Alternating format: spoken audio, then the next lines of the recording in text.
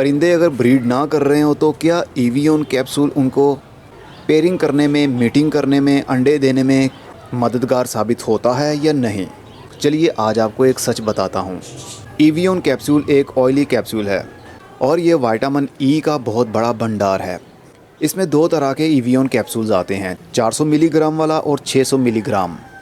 इन दोनों में से आप कोई सा भी अपने किसी भी टाइप के परिंदों को खिला सकते हैं, चाहे मुर्गियां हों, चाहे तोते हों या फिर कबूतर।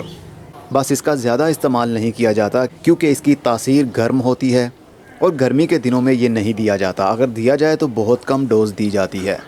अभी फरवरी का महीना शुरू हो चुका है और फरवरी के महीने में ही ब्रीडिंग भी बहुत अच्छे से करते हैं परिंदे और पेयरिंग भी बहुत अच्छे से होती है क्योंकि मई के महीने तक परिंदों का ब्रीडिंग सीज़न चलता रहता है।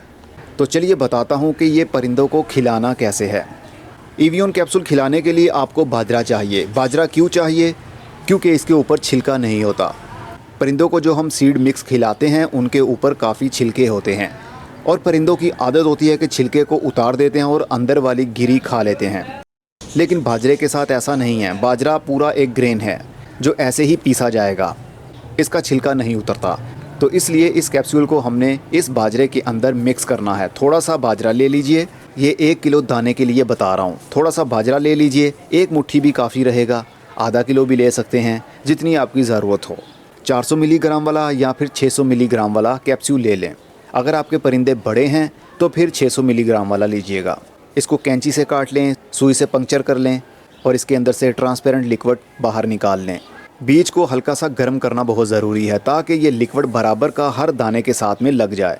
अगर दाना ठंडा होगा तो ये लिक्विड थोड़े से दानों में ही जम जाएगा और दूसरे दाने वैसे ही रह जाएंगे। इसलिए गर्म कर लीजिए थोड़ा सा दानों को और उसके बाद ये लिक्विड अच्छे से मिक्सअप कर लीजिए।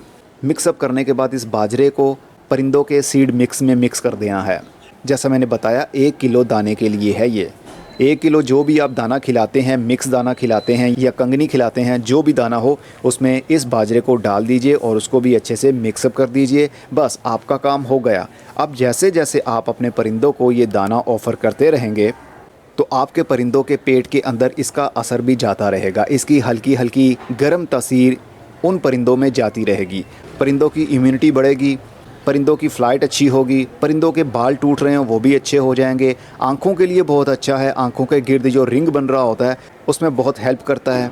और सबसे बड़ी बात, परिंदों का मूड बनाता है मीटिंग करने का। तो ये 1 किलो दाना आपने 1 हफ़्ते के लिए खिलाना है।